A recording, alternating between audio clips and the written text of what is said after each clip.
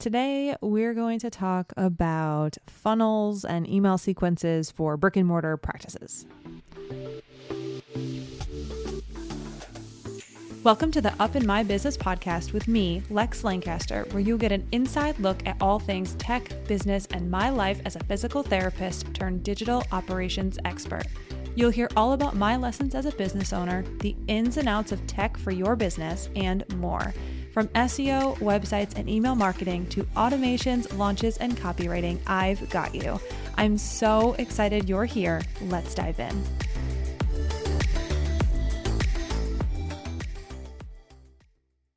Hello. If you tuned in last week, you know that this episode was pre-recorded on February 21st because today is my birthday, March 2nd, Monday, March 2nd. If you listen to the podcast today, if you listen later on, it was my birthday on March 2nd. But today, if you are listening on Monday, I am doing a birthday sale. It's 24 hours only.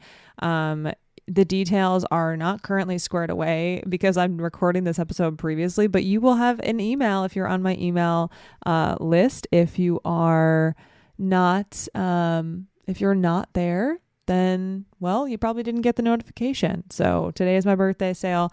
Excited to celebrate my birthday with that. And I don't know what I'm doing today. I'm saying that because I'm like, I don't know what's going on. Hopefully relaxing and hanging out, doing something fun. I don't know, maybe going to the beach, but either way, no idea what's going to be planned for today. Because again, I'm pre-recording this. Because I like to, just chill the birthday weekend and hang out. So with that being said, today I don't have any updates other than that because I just recorded, that previous episode from last week, and I'm not going to redo those updates. That's boring. So I'm just going to jump right into the episode and talk about my feelings. And again, personal opinion. My feelings around email sequences / what people call them, wow, is the name escaping me right now, funnels for brick and mortar practices. And the reason I'm talking about this is because I hear it all the time, and I will blatantly say I totally disagree with the method. I understand why it's done, but I totally disagree with it. And again, like different strokes for different folks, people can do whatever they want to do, but we'll get into how I feel about it. So what I'm going to talk about, and again, it's not going to take long because it's a pretty quick concept. Email sequences and funnels for brick and mortar businesses. What I typically see happen is people will have folks inside of a specific funnel for a specific diagnosis when they call and they don't book. So, excuse me, I'm drinking a rain and I'm like, I'm burping. People will call the clinic, and if they don't book, so I'm calling, I have shoulder pain. You talk to me over the phone because you don't have your prices on your website, which is annoying, but I digress. I'm going to just throw that out there. And you tell me what the price is going to be. And then I tell you, well, I don't know. I'm not really sure yet. I'm not going to do that. And I don't book. You take my email because you collected my contact information from wherever it was. You take my email and you put me into a shoulder sequence, a shoulder nurture sequence, a shoulder funnel, because I have shoulder pain. So you're going to give me all this information about shoulder pain in hopes that I'm going to come book at your clinic. Here's the thing. The reason why I don't agree with these is because the method that is being utilized to get someone to be a patient feels really grimy. Now, again, I'm not judging anyone who does it because there are very, very kind ways to do this. I know there are because I've seen it. But when I see templated emails for a shoulder funnel, or, throwing someone into a funnel who called you and didn't book, I am, at first thought, I am definitely saying like, oof, like, ugh, why'd you do that? Because I want you to ask yourself, would you want that? Like, I am just thinking about if I called a massage therapy place and they told me their rates and I didn't want to book, and then they threw me into an email sequence and took my email and then sent me a fuck ton of emails just because I said no to booking, I would be annoyed. And I think like the whole point is to increase touch points, which I get. I understand it. Yes.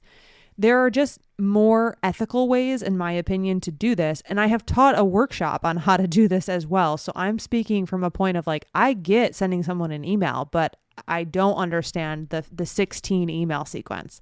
So the other thing that it comes back to genuinely is pricing. So the reason why people typically call your clinic is because you either don't have your prices displayed, you don't have their questions answered on the website, and they just want to make sure they're a good fit. So they need all three pieces of that information. Unfortunately, sometimes price becomes the main determinant. Like they can't afford it, or in the moment on the phone there, they don't feel like they can afford it. And they're not given time and space to think because they're talking to you on the phone and they're saying, can I afford it? Can I not? Can I afford it? Can I not? And they book the initial evaluation, maybe because they think they might be able to afford it. And then maybe they cancel, or they don't book it all. They get off the phone. So people are calling you because they need more information, regardless of what that information is. You give them that information, and let's just go with the fact that they don't book. Okay, so this person does not book the initial evaluation after they call you. Here's what I would recommend. What I used to do in the clinic. And again, like my way is not the best way. My way is what I feel is ethical and feels good. I don't feel like it feels to me like sometimes we're trying to force people and convince people to come see us. And I don't think that's very effective. Like I don't think throwing emails in people's faces is going to be the most effective way to get someone to come into your clinic. So anyway, if we're going back, let's just assume you don't have pricing. Let's just assume you don't have all the questions answered. Someone calls, they have whatever aches, pains, they don't book. What I have taught is that you just put them into a 1 or 2 email sequence. And the 1 or 2 email sequence is simply one that says, hey, thanks for calling. We know you didn't book. Here's some information. Here's where to go next. Here's some things that you might want to know. And then another email that just says, if you're looking for help, here are the things that we do at the clinic. Here's our method. Here's why this is a thing, whatever. Worst case, in my opinion, the most emails you need to send would be 3. And the third email would just say like, hey, just checking in to see if you've changed your mind. If not, all good. We won't contact you again. Just let us know if you're ready to work with us or when you're ready to work with us. It's a 3 email sequence. You're not like talking about whatever they're going through. It's not specific to their shoulder. I understand like specificity is nice, and knowing that you have the knowledge to treat that person is great. I will also say that just being upfront and saying, I'm sending this to you because you didn't book, and you're going to get 2 more emails basically checking in on you and giving you some information about the practice. They called you because they feel like they can trust you, right? They already made the decision to call you because they feel like you're a decent fit for them, and they just want to make sure, or they want to get pricing information to, again, make sure. So in my mind, I'm like, they already have this idea that we can help. Perfect. So I'm just going to confirm that. Yes, we can definitely help you. Here's the details. If you decide to book, you can call us, you can text us, you can do whatever at any point in time. No pressure, no rush, whatever. So the difference in that method, in my opinion, is that you're being completely upfront. And I used to tell people, hey, look, you're going to get a couple emails. Thank you so much for calling. I understand you don't want to book right now. You're going to get a couple of emails over the next week. And if you if you change your mind, you can always call or text this number. It was never like, it was never a sales sequence or a sales email, if you will, or a sales pitch on the phone, because it doesn't feel good to be sold to on the phone. And you can probably agree that if you ever had that happen to you, I've had it happen to me a couple times with different practices. It just doesn't feel awesome. So it was I never led with that. Now, again, that's like the email sequence. That's it. And the thing is I understand that there's a lot of, there touch points, right? Touch points are a thing, and increasing your touch points with someone is ideal. So the cool part about getting someone's email is that you don't have to put them into a 16 sequence email. You can do the couple follow-up emails, which is all automated via email marketing, which is why, ConvertKit was great for the practice kit. You can do a couple follow-up emails. And then if you're sending out emails as a practice, you also are sending out a monthly email. So they're going to get another touch point every single month until they decide to leave your email list, right? So you're not foregoing emails and like getting in their inbox, but what you are foregoing is throwing them into an email sequence that might actually be frustrating. And like, yes, it might demonstrate some expertise, but what is that? What is the cost of that? Is the cost of that them unsubscribing because that you just bombard them with emails? And the other thing too that I want you to really consider is if you're using a templated system, which from my understanding, like I have templates as well. And part of that course that I taught was, here are my templates. Make sure you customize them. But if you're using a bunch of templated emails, if those emails don't sound like you, or if those emails aren't necessarily a fit for your practice, or if someone has shoulder pain and now you're talking about their shoulder pain in 16 different emails, what does that feel like for the person? And, do you feel like it's helpful to try to convince someone to come see you in a long form email sequence and multiple emails in a week or multiple emails over a 3-month period? Is that effective? And as always, like I will approach this from a stand back point and say different things will work for different people and different people have different values. And I'm not trying to force my values on anyone.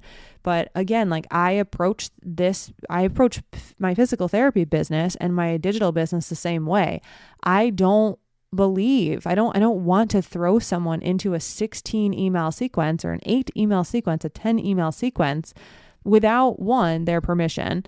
And 2, just because they didn't book at my clinic. In my mind, they called and they got the information. They're already pretty much invested, but now they just need to be ready.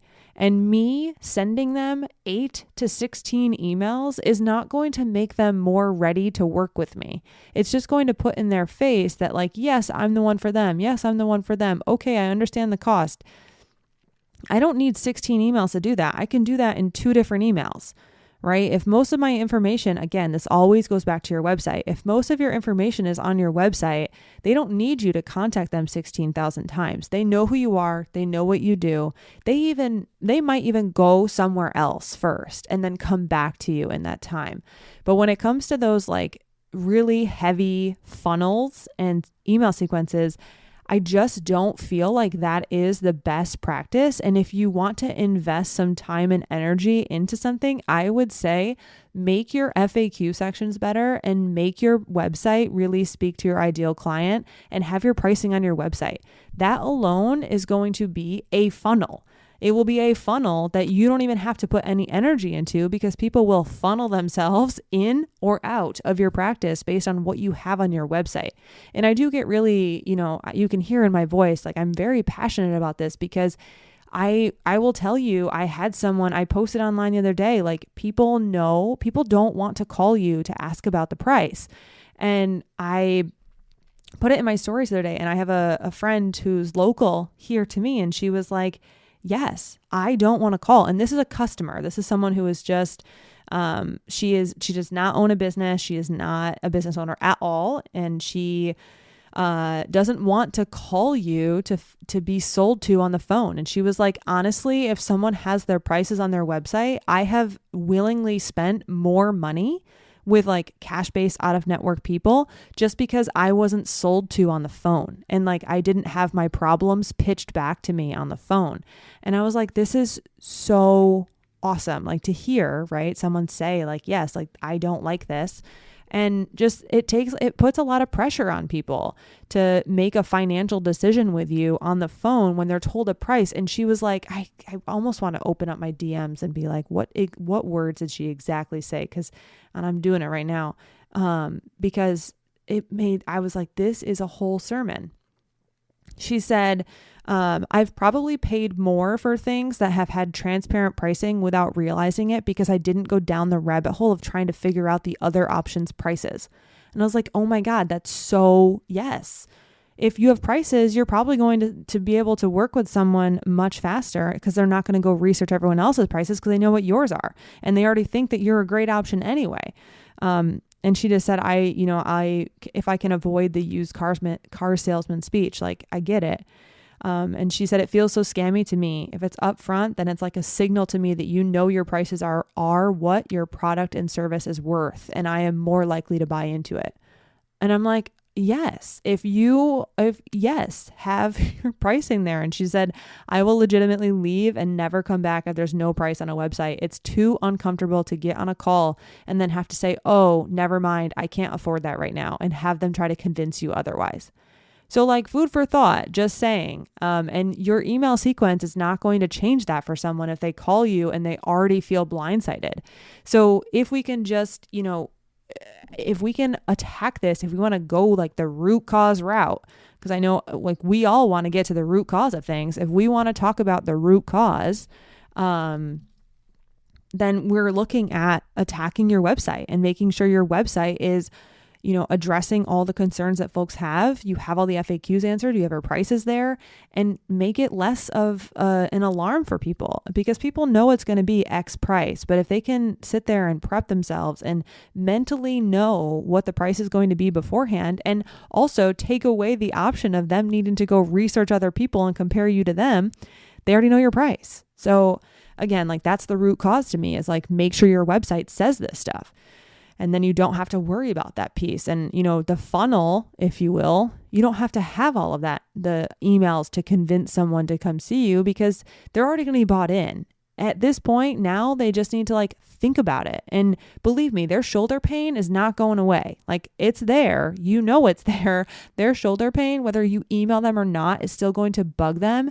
And what they're going to remember is the experience that you gave them on the phone. And then I don't even know people, that same person that I was talking to, she was just like, don't email me. I don't look at all my emails. I don't look at that. So again, like, what are we investing our time in, and can we invest it in something else that makes a bigger difference and moves the needle in a bigger, more transparent and like powerful way, in a more, I know everyone loves the word empowered, a more empowered way. Like, you get to empower someone to make the decision of whether or not you are for them without even calling you. How awesome is that? Right? Like, these people are ready to do that. They can do that. We should allow them the opportunity to do that.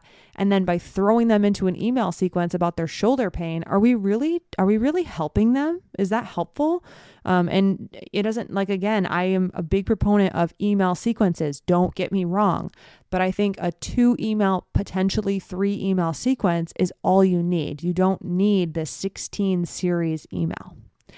Okay. Good, and get off my soapbox. And I'm just going to relax, because as you're listening to this, if it's March 2nd, it's my birthday. But right now it is February 21st on a Saturday. And after I do this and I upload this, I've got a couple more emails to write to prep for the next week. And yeah, just getting some things done. All right, friends, thank you so much for listening. I'd love to hear what you have to say about this as well. I will likely be making some sort of newsletter out of this, or potentially even tomorrow or this upcoming Monday's newsletter about it. We'll see. But because I think it's a really important concept that is not talked about enough. And I do think that it is something that it's worth talking about. So would love to know your thoughts. And as always, thank you so much for listening. I will catch you next time.